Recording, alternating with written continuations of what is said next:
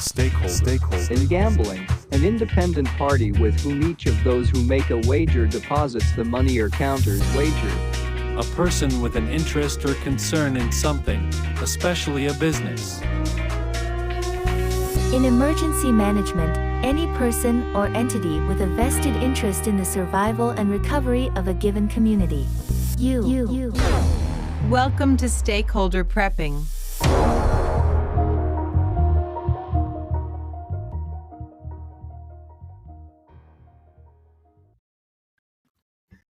That's right. Welcome to the first official episode of Stakeholder Prepping, where you, yes, you, are the priority in your own survival. And thank you to Daryl Eady for the awesome intro theme.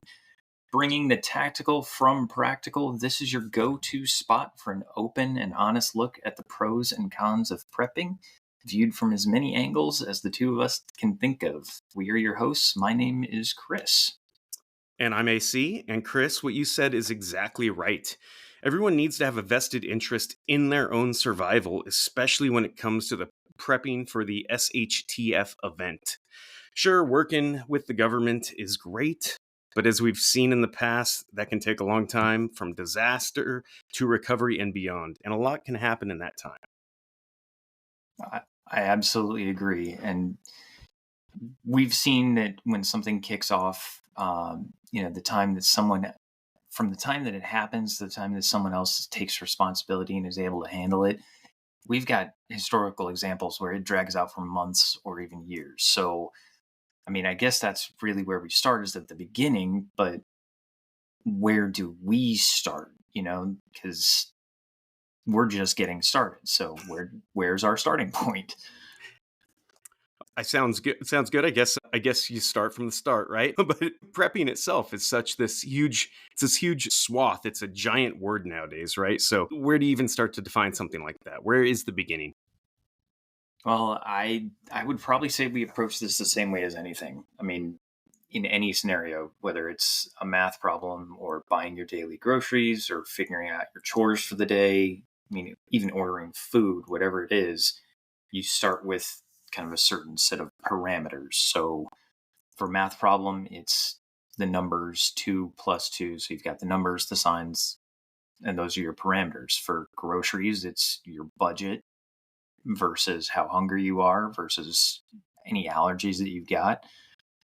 For daily chores, it's what needs to be done and how much time do you have to get it done in. And as much as I would love to, sometimes you can't really order Chinese food from Taco Bell because it's not in that set of parameters on their menu. So are you with me so far? Yeah, so everything has a starting condition or a starting place, if you will. Exactly.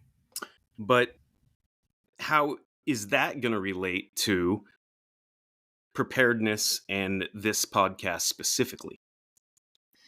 Well, I think if we kind of open up our starting set, or condition 0, if you will, those are your definitions when it comes to prepping. So I would say we start there with defining some of our terms. Let's define first who we are, some of our qualifications, why we're doing this, and then we'll get into some of the common prepping terms. And then I think it's probably a good idea that we go into the goal of this podcast and where we want to go with it.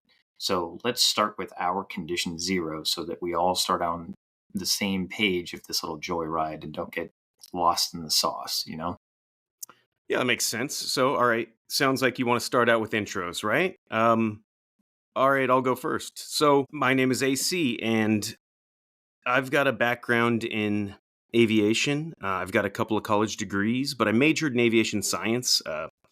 I fly airplanes. I've got a number of ratings and endorsements in fixed-wing aircraft. I've done some TFO work, which is tactical flight officer, like someone who runs the sensors and surveillance equipment on aircraft for some non-governmental organizations and a couple of agencies. I live on a semi-working homestead. I guess I'd call it a homestead and hot storage.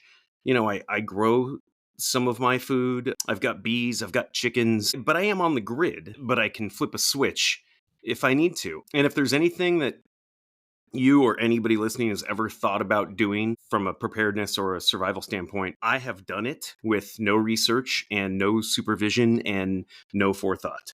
So I think I can tell you exactly how to do it, and then probably speculate on the correct and less expensive way to do it and avoid all of my mistakes.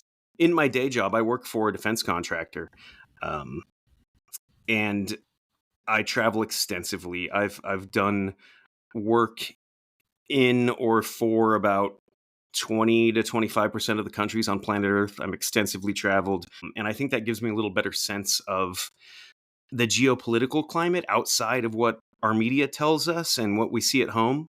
A lot of my job is spent training state and local and federal agencies and working with partner nations and military units. I've done some contracting outside of that with some NGOs and some foreign governments helping design some border security systems and some domain awareness systems, mostly in the maritime space. So I guess that's kind of me in a nutshell. I've got some, some defensey type background, although I was never military, and I would consider myself a homesteader, and I guess I'm a pretty professional level prepper. Okay, I like it. So you're definitely more the government operations outside look. And if I ever need a quick flight down to Margaritaville, I'm going to be calling you to come get me, and we can go down there for a drink, right? I guess that's the best way to say it. Yeah, that sums me up in a nutshell. So how about you, Chris? Well, I spent 9 years in the Army, so I do have that tactical background. The first 4 years that I was in the Army, I was actually on a sniper team. And then after I got hurt in 2008, they said, you can re-enlist, but you have to switch jobs. So I switched from the ultra tactical sniper team, hoorah, infantry, to satellite control. And so I do have a background with satellite control and some of the command and control systems the US government has. And when I finally did get out, I never really lost that tactical background. So I went from the Army to being a product listing manager for a small company that ships gun parts all over the country. And then I left there. I became the general manager for a brick and mortar gun store. And then my current day job, I actually work insurance. Um, so I know kind of the ins and outs, but I never lost that tactical background. I did use my GI Bill to get a degree in emergency management and disaster planning. And then I used the leftover to get a second degree in Homeland Security. So I do have some of that operational knowledge regarding maritime space, government operations, but really it's the planning P that it came down to for me. And how do we integrate that, you know, government level operation status into daily prepping? And that's what really caught my attention and why I want to do this is to bring more awareness to it, to really give everybody that's listening a better leg up when it comes to something happening, whether it's big, small, or in between. That's the idea. But Oh, I can so bring you're that the you're the tactical guru all the way around, but it sounds like you're pretty well rounded when it comes to the insurance thing. I always, it's kind of a joke, but it seems to me that you know uh, insurance is truly the ultimate prep, isn't it? I mean, it's kind of the one thing that everybody does have as a prep, and I I think mean, I for would some say that people, it's their only prep, that's really, and they that's don't that's think about right. it. Yeah, that's right. But obviously, you've got that tactical background. It sounds like you're kind of the overall tactical guru. So I'm guessing I'm probably going to have to fight you on how many obligatory firearms episodes we do. You could probably say that I know enough to be a danger to myself and others, but not enough to make it a profession anymore. So the tactical hobby horse, if you will, that's Okay, that's probably a good way to look at it. that's fair. So now that we've defined us, then what's next? Should we start with some of the common preparedness acronyms? Ooh, I speak fluent acronymies, so I Excellent. like this one. Yeah, let's go with the big one. The the favorite of every prepper, that big giant wet dream that keeps us all up at night and blows the Hollywood budget before it even makes the production line. Teotihuacan. Yes, this one's easy. The End of the World as We Know It. Also, REM circa 1987, and the opening song for Independence Day with Will Smith and Jeff Goldblum. And quite I love frankly, it. I would say an underrated prepper movie, honestly. I mean, come on. If Die Hard is a Christmas movie, then Independence Day is absolutely a prepper movie. Like, if you prep for an alien invasion, it's probably fair to say that you're prepared for all lesser and or included events. And also, I'm not leaving this out. The dude, I want to say it was it Randy Quaid in that movie? I think he Yeah. towed his airplane behind his bug out vehicle, right? I mean, there that's that's dream level prep for me. I mean, that right there is no bigger prep than towing your airplane behind your BOV. And the dude practiced every one of his survival skills, including defeating an alien race completely drunk. So I think it's fair to say if he can do it drunk, then he's probably better at it not drunk. Minus the hangover, I Minus tend to the- agree with you. Yeah. I like that. So, yeah, I think if we're jumping into movie references that early, I love it. I'm a Excellent. huge movie buff. Yeah, we're going there a lot, sure. But yes, Teotihuacan, the end of the world as we know it. It's tricky to define in a prepping space, though, because, like you said, it is so wide and it means so many different things to so many different people. So, I mean, if you were alive back then, the asteroid that killed the dinosaurs, definitely a Teotihuacan event. The last time Yellowstone erupted, same thing. The ancient texts reference a great flood, which absolutely would have been that level to those who lived through it. And then, I mean, you've got all of the different versions of the apocalypse, from end times and Armageddon in the book of Revelations to Ragnarok in Norse mythology, and of course movies like Armageddon and Thor Ragnarok, since we're throwing out references. Sure. So we got plenty of examples. I mean, you can boil all that down kind of. I guess it's not just those. While you were saying that, I was thinking, I'm here in the Pacific Northwest, we had the Mount Mazuma, which was Crater Lake, and thousands of years ago, this thing blew its top off. It blew a mile off the top of this mountain, and if you were around a mile, it's got a 7,000-foot peak now. And don't quote me on this, but we're on record. I think it had like a 12,000-foot peak, so it blew a mile off the top of this mountain. And you have to imagine if you were living here then, that probably would have been a Teotihuacan type event, formed Crater Lake however many thousands of years ago. You've got, the Tunguska event in Russia. You've got the Carrington event. I imagine if that happened now, that would kind of be your end of the world type event. So yeah, we have all kinds of examples of that, I guess. But so how would you boil that down into kind of the one simple, easy definition? Well, it's tough. I can try. I think for our purposes, Teotihuacan is going to be that single event or really series of events on a short timeline that cause a cataclysm of such huge magnitude that the vast majority of the population will never recover from it, right? We're talking 90% of the global population or more is going to have their lives significantly impacted to the point that it's not just a minor inconvenience, right?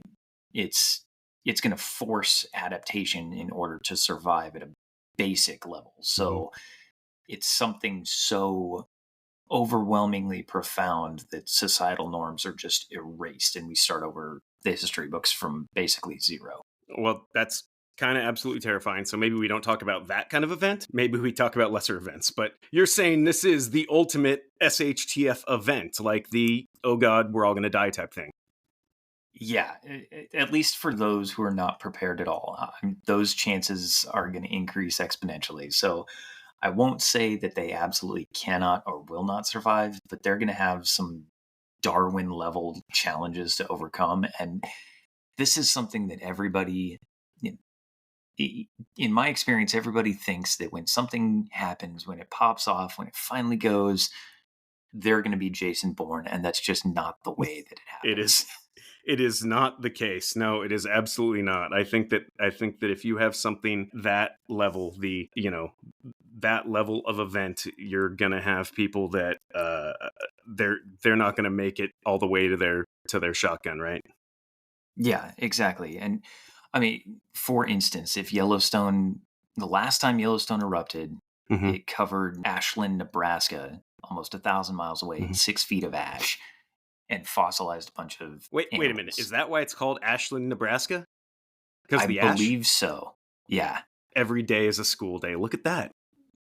Like, there was a watering hole. I've been there. I've seen the woolly rhinoceroses and stuff like that. They're fossils, and there was like a watering hole or something there that they got basically snowed on with ash, and it froze them in Right? place.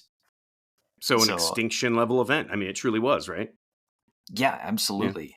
Which, by the way, And isn't that, I might be going off topic here. Isn't that also one of those prepper acronyms? The LE? Am I making that up? Was that Armageddon or Deep Impact or something? The LE, the uh, extinction level deep event. impact, It deep was. impact with Tay Leone and Morgan It Freeman. Yep. was right. The extinction level event. LE was one of those Teotihuacan type acronyms. It's actually easier to say than Teotihuacan. And Elijah Wood before he became a hobbit. That's right. Yep. Yeah. Back when he was cool. That's right.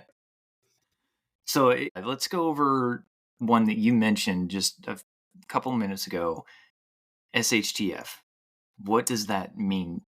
Sure. Well, yeah, I guess I've always kind of used those terms interchangeably, like the Teotihuacan or the Eli and the SHTF. But I guess reframing my own thinking is probably going to be part of doing this podcast with you.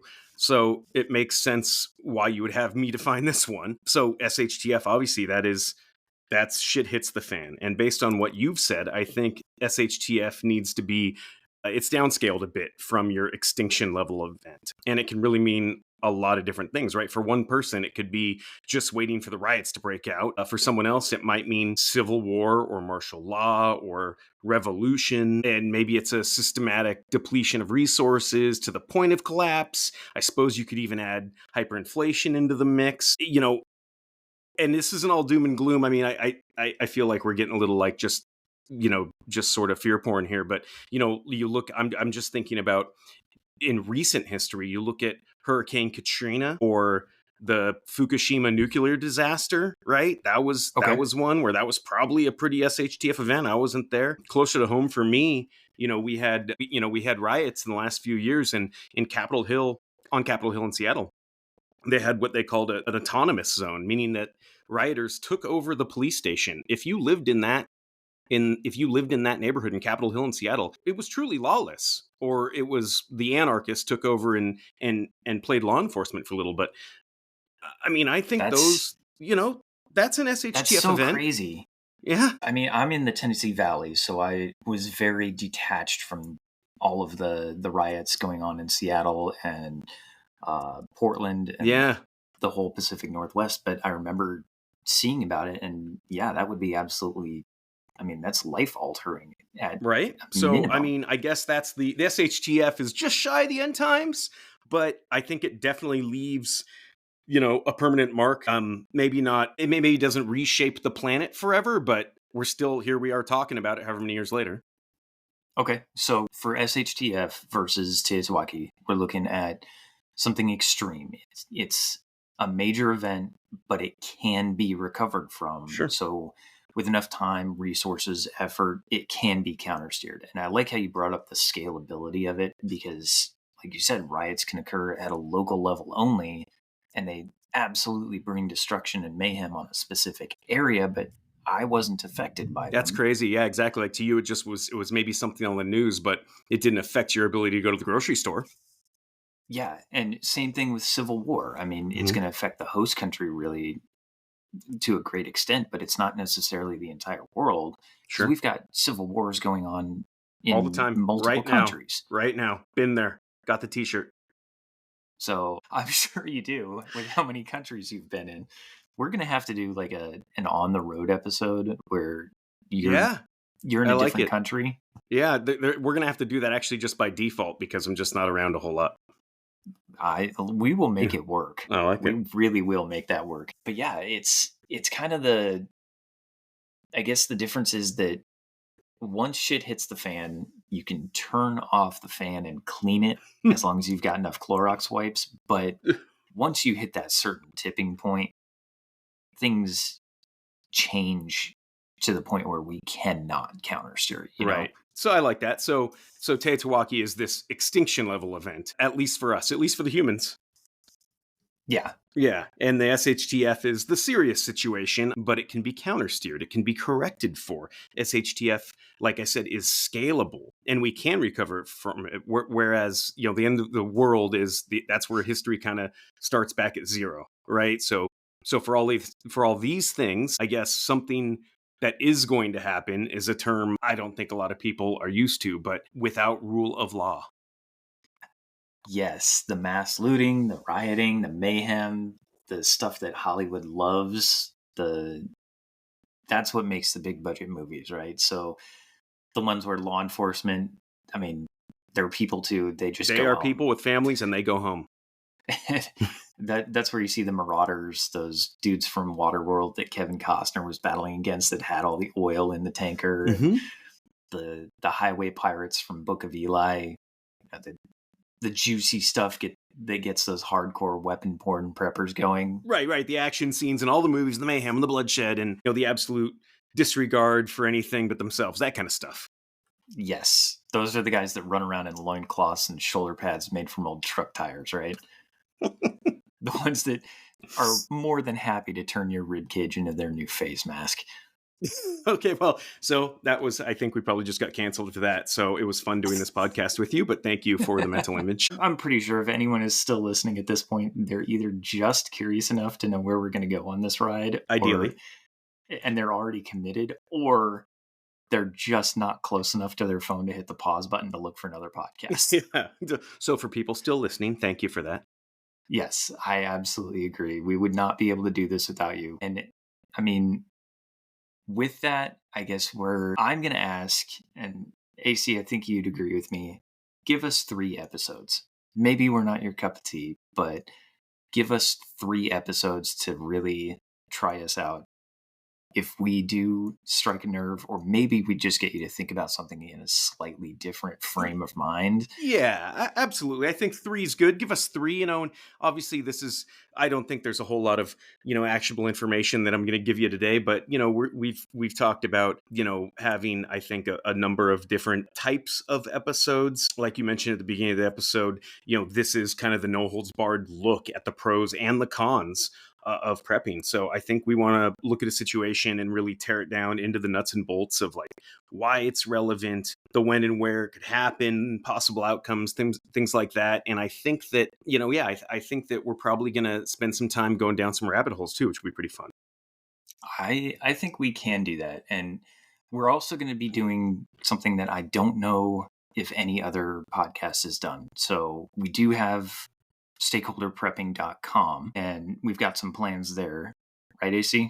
Yeah, so I think, something that I don't think anybody has really done before is, especially in, more of an informational podcast, which I hope this is. I hope this turns into just good, actionable information for everybody, is I listen to podcasts a lot. And when I do, if I hear about a topic or a historical event or a product, even, I'm always trying to find a way to like write that down or make a note and those kinds of things. So I think that, the idea is that the website, stakeholderprepping.com, will be more of a companion blog, really. So anything that we talk about in that episode, anything that's not just really lame movie references, we're probably going to put a link there to the story we were mentioning or the product. So, it's verifiable information, if that makes sense. And, I think that's something kind of significant and unique that a lot of people haven't done in the past. I think so too. And one of the other things is we want a lot of community involvement. So if you have an idea for an episode, or if you want to know more about a particular topic, feel free to reach out to us, stakeholderprepping@gmail.com. We do check it regularly. So you can make a suggestion or leave comments, or, hey, I wasn't quite sure on this. Can you go into more detail on your next episode? Or maybe you just want us to go down the rabbit hole on some conspiracy theory, but it really does take your involvement. Yep. So I guess, also the other thing we didn't really talk about is, it's not just the when, why, and what and all that, but it's the who. The who is you, right? Everyone who listens to this podcast, and like you heard at the beginning, you are the stakeholder in your own survival. Yeah, exactly. And because this is all about definitions, that is the emergency management definition of a stakeholder. It's any person or entity with a vested interest in the survival and recovery of a given community during and after disaster. And that definition in itself brings on more like, how do you define community? It's funny you say that because I know, yeah, the logo was largely Chris, right? I didn't have anything to do with a lot of this stuff, and the I didn't know I don't have an emergency management background, so the stakeholder thing to me was way more of a I was thinking company stocks and bonds and things like that, I and it's funny the emergency management definition.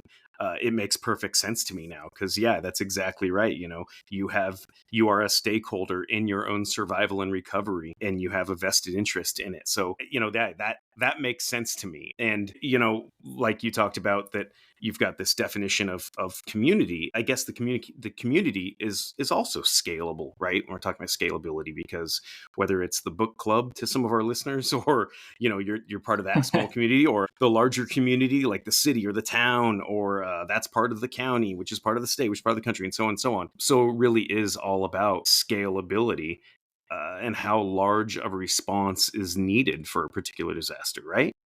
Yeah, exactly. And I like how you brought up book club because if they're listening to us, they're not reading. That's right. Oh yeah, But yeah. Oh yeah. maybe that's something we could do is bring up a We're aiming prepping we're related aiming at book. a lowbrow crowd, right? I don't know. But yeah, we're gonna be taking a particular prepping concept, whether it's a Mhm. specific type of event or food stores or field hygiene or whatever it happens to be, and we're gonna look at it from really as many angles as we can until we get down to that core issue.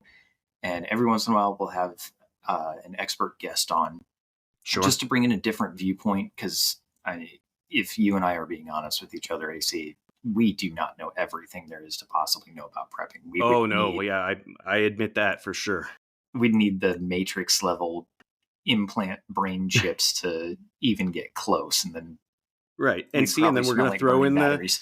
throw in the random movie references every once in a while, just so keep you on your toes. I think we're gonna have fun with this, tackling some of those harshest topics, and yeah, and getting people just to think a little differently. That really is the most important takeaway, I think, from this starting episode, is kind of to open your eyes to the world around you, take stock, and think about preparedness for maybe a slightly wider frame of mind. And if I had my way, I really would like this to be timeless. I think about just a Okay. place to go for for solid, actionable information and intelligence that that you can always use. And we talked about doing the obligatory gun episode, and obviously you've got a ton of background there, and I think you probably have some information that definitely I and a lot of people listening um, don't have. And so that's something that's definitely can be timeless. You can come back to that and get information down the road. And as I'm saying that, I'm thinking about I'm gonna talk about how much I love 30 carbine because I think it's a great round. But then next week there's gonna be an alien invasion and you can only kill them with a 338 Lapua, and I ruin the whole episode because now it's now it's no longer timeless.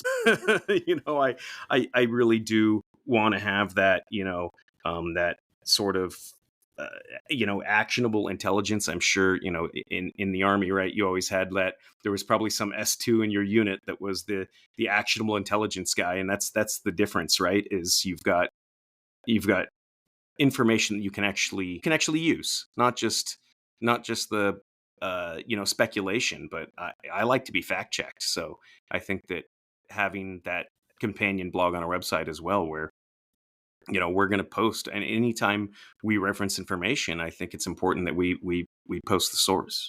Yeah, and I have provided that raw intel to the S2 shop, which for anyone who's not in a military background, S2 is your intelligence workshop. So they collect raw information, they then interpret it, put it into a final product, and then present it as, here are your priority action items. And I provided a lot of that reconnaissance and the raw intel, and there is so much raw information out there about prepping that it's really easy to get Yep. lost in it. So let us be your S2 shop and really I grind it like down that. into. Yeah, that's very Army, right? Because I think if we were Marine Corps, it'd be G2 and it goes on, right? Like I think there's, but yeah, okay. Like I like that. No, but you're right. And I like, yeah, that's the, where you take all that raw intel and you make it actionable where, it's not just military, but I guess even from a home maintenance standpoint, right? Homeowners can use actionable intelligence to identify issues in their home and fix an air conditioner or, prevent future problems. I think that, I don't know, even from a business standpoint, companies can use actionable intelligence to make better decisions on what products to stock and where to put them. Yeah, it's not just raw shitty data, but yeah, it's actionable data. Yeah, and you were talking about being timeless. I mean, I'm looking at my desk right now and I've got a World War II can opener sitting on my desk just because you can't really break it. That's we're gonna do a whole episode on why you need a can opener, man. Anybody, it's like anybody's like, no, I'm just gonna use my K-bar and shove it in a can and I'll be good to go. Well, one, never do that with a knife, but two, those people are missing 3 fingers, I guarantee you. And by the end of it, and they've probably got botulism or Yeah. dysentery from whatever they stabbed with it. I can see that happening. But maybe we should think about giving away some can openers to people. Absolutely. No, I like that. I'm all about buying votes and having some contests and things like that for sure. It brings me back. We talked a little bit about, the logo, the tactical and practical and the stakeholder, which obviously I didn't know, but also the paw on the logo. That was your idea. And you told me where that came from. I'm wondering did you tell anybody else where you got that idea? I don't think I have. No. Okay. So in that case, I think that that's definitely going to be a contest. Anybody who's still listening to this, I'm not going to give away any hints just yet, but if you have an idea where that logo came from or where we got the idea of the logo or what it means, shoot us an email. And yeah, you're getting the can opener. You're getting a bunch of stuff. We've got, I will say that in my line of work, I just get a lot of free, cool tactical stuff, all kinds of stuff from, companies that I work with that are giving away samples and cool stuff like that. But I have some really cool stuff. So you're going to get a box of cool stuff. You can figure out where the logo comes from. How's that? I think that's fair. I like buying votes. Are you okay with it?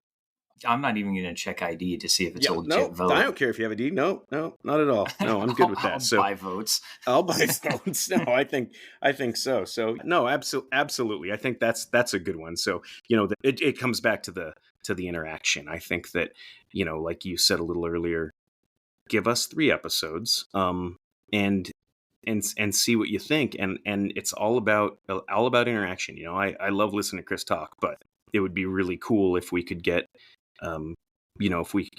questions, comments, concerns, get people engaged. I like it. And like AC said, if you have an idea or you think where that paw logo came from and you think you know the meaning of it, shoot us an email at stakeholderprepping@gmail.com and we'll let you know if you're right. We'll let you know if you're wrong, but if you are right, we'll send you some cool stuff. We'll send you some cool stuff. Absolutely. Absolutely. I like that. So yeah, I couldn't have said that better myself. What else, Chris? Is there anything else you want to touch on for episode number 1?